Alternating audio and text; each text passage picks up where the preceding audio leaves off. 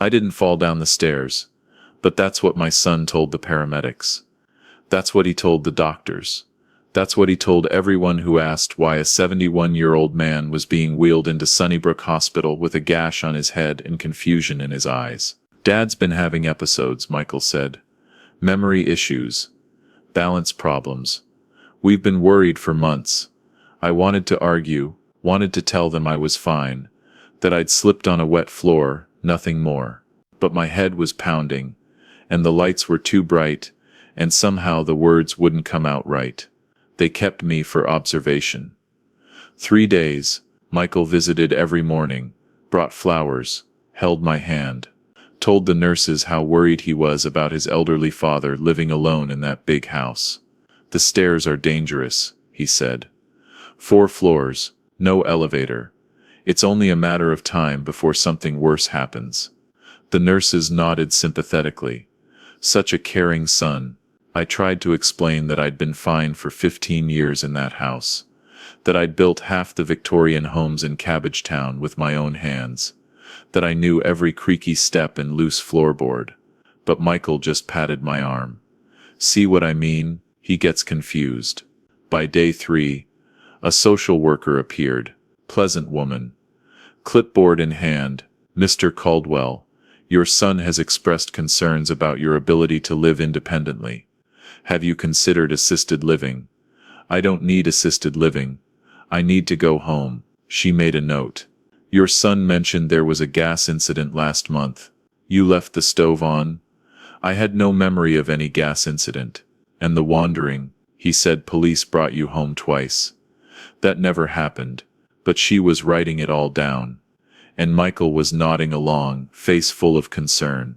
Dad, we just want what's best for you. If you've ever tried to convince someone you're not crazy while a head wound is still healing, you know how that sounds. I was discharged on day 4, not to my home, to Maplewood Gardens, long-term care facility in Scarborough, 63 kilometers from everything I'd ever known. It's temporary, Michael promised. Just until you're stronger. I believed him. I shouldn't have. The first week was disorienting. Shared room, fluorescent lights, food that tasted like cardboard, nurses who called me sweetie and spoke slowly like I was a child. I wasn't sick, I wasn't confused. I was just trapped. The walls were beige, the ceiling tiles stained, the smell of bleach and decay constant. I'd built houses for 50 years, homes with light and air. Now I lived in a storage closet. Michael visited twice that first week, brought photos of my grandkids, told me the house was being looked after. Veronica's been checking on it, he said. His wife, making sure the pipes don't freeze. I want to go home, Michael. Soon, Dad. The doctors want to make sure you're stable first.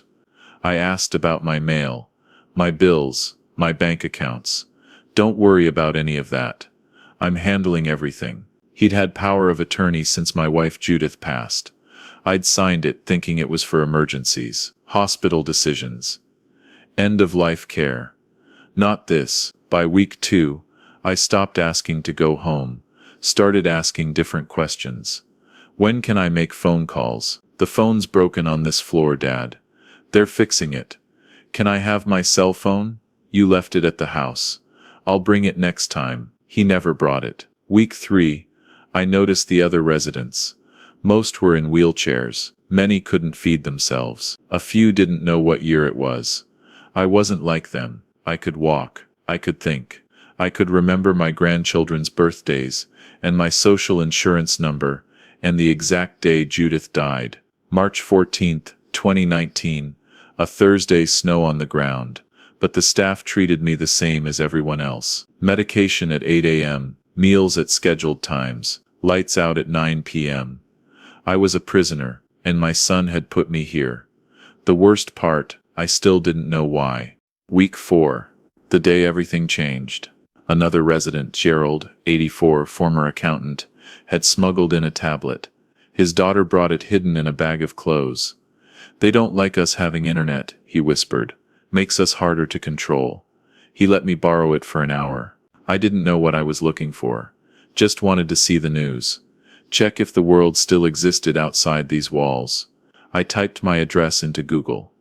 847 Spruce Street, Cabbagetown. The first result made my heart stop. For sale, stunning Victorian in prime Cabbagetown. 4 beds, 3 baths. Original details. $2.1 million. Open house Saturday. My house was for sale. I stared at the screen. Read the listing 3 times. Looked at the photos, my kitchen, my living room, my bedroom. Judith's garden in the back. The roses she'd planted the year we got married. Listed by D.T. Caldwell and V. Caldwell, my son, and his wife. The asking price $2.1 million. I'd bought that house in 1987 for $340,000. Raised my kids there. Buried my wife's ashes in the garden. Spent 53 years of my life within those walls. And my son was selling it while I rotted in a nursing home. That's when I understood the fall, the episodes, the concerned visits, the power of attorney. It was all planned. Michael hadn't put me here for my safety. He'd put me here to steal my house. I sat there for an hour, maybe more. I felt my chest tighten. Then Gerald touched my arm. "Ray, you okay?" I showed him the listing. His face went gray. "Son of a bitch," he whispered. "I've seen this before, but never from family." From family, that was the part I couldn't process. My own son. I couldn't confront him. Not yet, not if I moved too fast, he'd tighten the cage. If Michael knew I'd seen the listing, he'd find a way to explain it. Convince the staff I was paranoid. Maybe move me somewhere worse. I needed proof, I needed help. Gerald became my ally. He'd seen this before. His own brother had been scammed by a caregiver. He knew how it worked. "They isolate you first," he said. "Cut you off from everyone who might notice. Then they take everything. How do I stop it? You need someone on the outside. Someone they don't control." I had one person, my daughter Pauline. She lived in Vancouver, hadn't visited in months. Michael told her I was doing well and didn't want visitors. She believed him because why wouldn't she? He was her brother. Gerald's tablet became my lifeline. I created a new email address, something Michael wouldn't recognize. I wrote to Pauline, told her everything. The fall, the nursing home, the house listing, asked her to come to Toronto. Then I waited. 3 days later she called Maplewood's front desk. Asked to speak to me. The nurse said I was resting and couldn't take calls. Pauline called again. Same answer. On day 5 she showed up in person. I was in the common room when she walked in. Still wearing her winter coat. Face flushed from the cold. Eyes scanning the room until they found me. "Dad?" I stood up, walked toward her. Let her see that I wasn't confused. Wasn't frail. Wasn't whatever Michael had told her I was. "I'm fine," I said. "But I need you to listen to me. All of it." We found a quiet corner. I showed her the listing on Gerald's tablet. Showed her the emails I'd sent. Explained about the power of attorney. The gas incident. The police visits that never happened. Pauline's face went through every emotion. Confusion. Disbelief. Then something cold and hard. "He told me you had dementia," she said. "That the doctors confirmed it." "What doctors? Nobody's tested me for anything." "He said you didn't recognize him sometimes. That you called him by Uncle Richard's name. Uncle Richard died in 1994. Pauline, I know who my son is. I know what he's doing. I need you to help me prove it." She squeezed my hand. "I'm not leaving Toronto until this is fixed." Pauline moved fast. She took a week off work, rented a hotel room downtown, started making calls. First she got me a proper medical evaluation. Independent geriatrician at Toronto General. Dr. Anita Sharma. No connection to Michael. No connection to Maplewood. The tests took 3 hours. Memory, cognition, physical assessment, blood work. They asked me questions about current events, about my past, about dates and names and places. I answered every one correctly. Results: no dementia. No cognitive decline. No medical reason for institutionalization. Mr. Caldwell, Dr. Sharma said, "You're in excellent mental health for a man your age, better than most 71-year-olds I see. There's absolutely no clinical basis for what your son claimed." She put it in writing. Official letterhead. Signed and dated. Next, Pauline contacted my bank. Discovered Michael had been withdrawing from my accounts for 6 months. Small amounts at first. $500 here, $1,000 there, then larger. $15,000 last month alone. Total missing $47,000. The power of attorney I'd signed. Michael had used it to add himself to all my accounts. Full access. Then she found the real estate records. The listing had been active for 3 weeks. Michael and Veronica had signed as authorized representatives, using the same power of attorney. They hadn't just planned to sell my house. They'd already accepted an offer. Closing was scheduled for next month. $2.1 million. Split between them. While I lived out my days in a nursing home. Forgotten. Here's the part that hurt most. I'd given Michael everything. Paid for his education. Helped him buy his first house. Loaned him money when his business failed. Money he never paid back. And this was how he repaid me. Pauline sat with me in the hospital cafeteria. Laid out what she'd found. "Dad, this is elder abuse. Financial fraud. Unlawful confinement. We're going to the police. What about the house? The sale hasn't closed yet. If we act fast, we can block it. And Michael?" She looked at me. "Her brother, her only sibling. What do you want to happen to him?" I thought about it for a long time. Thought about the boy who used to follow me around job sites, handing me nails and asking questions. The teenager who'd cried at his mother's funeral. The man who'd shaken my hand at his wedding and promised to always be there for me. I want my house back. I want my money back. And I want him to know exactly why. Pauline nodded. There were tears in her eyes, but her jaw was set. "Then that's what we'll do." We didn't go to the police first. Pauline had a better idea. The open house was scheduled for Saturday. The final showing before closing.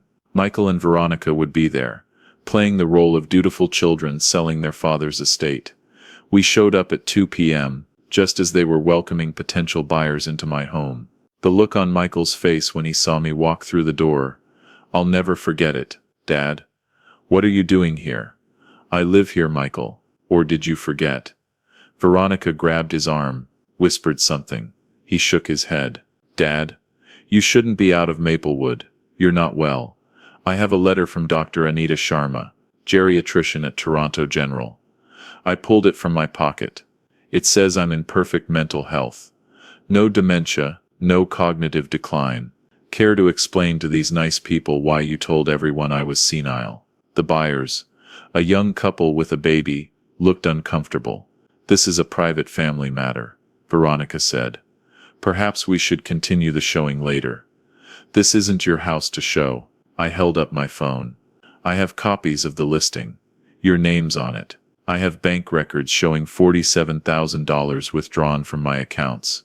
I have the admission papers for Maplewood, signed by Michael, not by any doctor." Michael's face went pale. "Dad, I can explain." "Then explain it to the police. They're on their way." Pauline had called them from the car. The young couple left, the real estate agent left. It was just the 4 of us, and then the officers arrived. I watched them put handcuffs on my son, right there in my living room, the same room where he'd taken his first steps, where he'd opened Christmas presents, where we'd held Judith's wake. "You're making a mistake," Michael kept saying. "He's confused, he doesn't know what he's doing."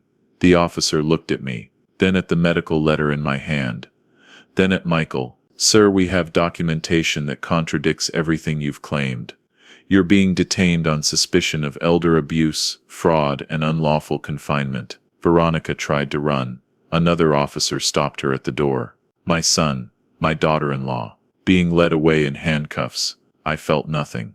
No, that's not true. I felt relief, and underneath that something I didn't expect. Grief for the son I thought I had. The son who used to help me on job sites. The son who cried at his mother's funeral. That son was gone. Maybe he'd never existed. The house sale was blocked. The buyer's lawyer pulled out within 24 hours of hearing about the criminal investigation.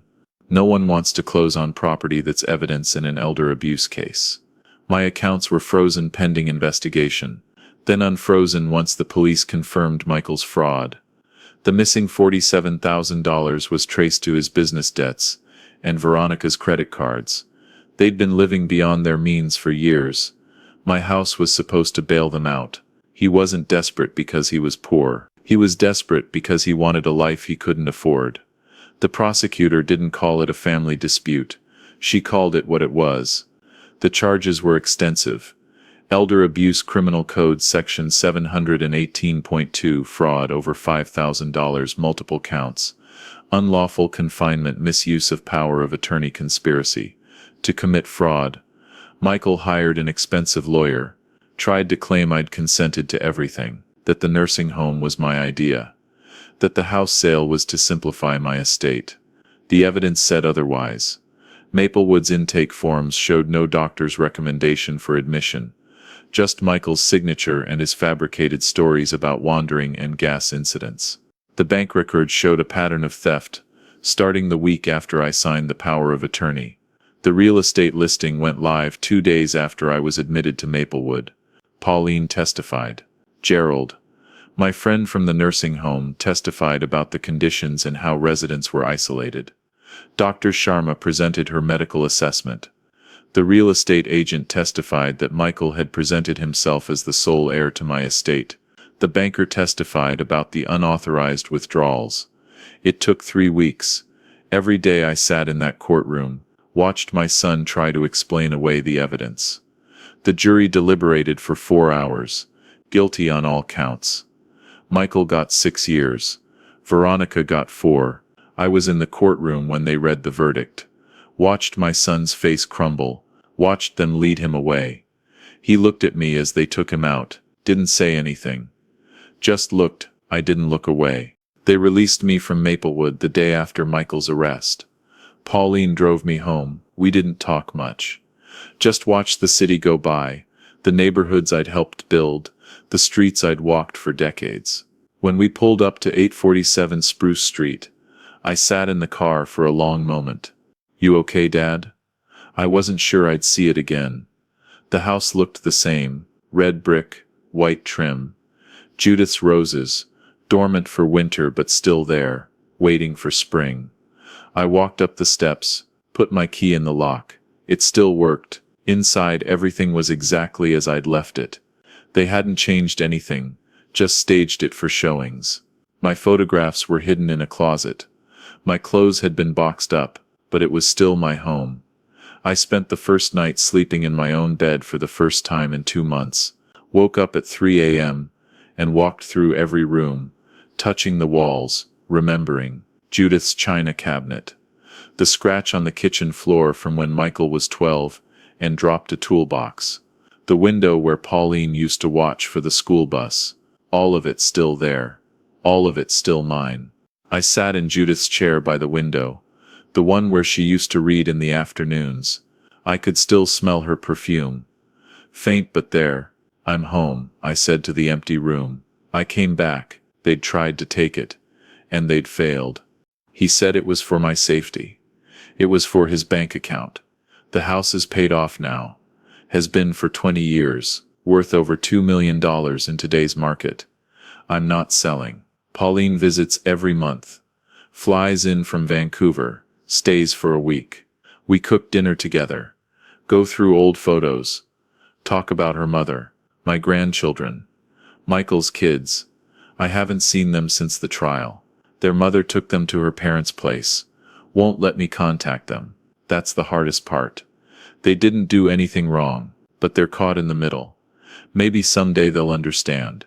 Maybe they'll read about what happened and realize their grandmother's house, their great-grandmother's roses were almost stolen from them too. I hope so. Some lessons you have to learn the hard way. Trust has to be earned, even from family.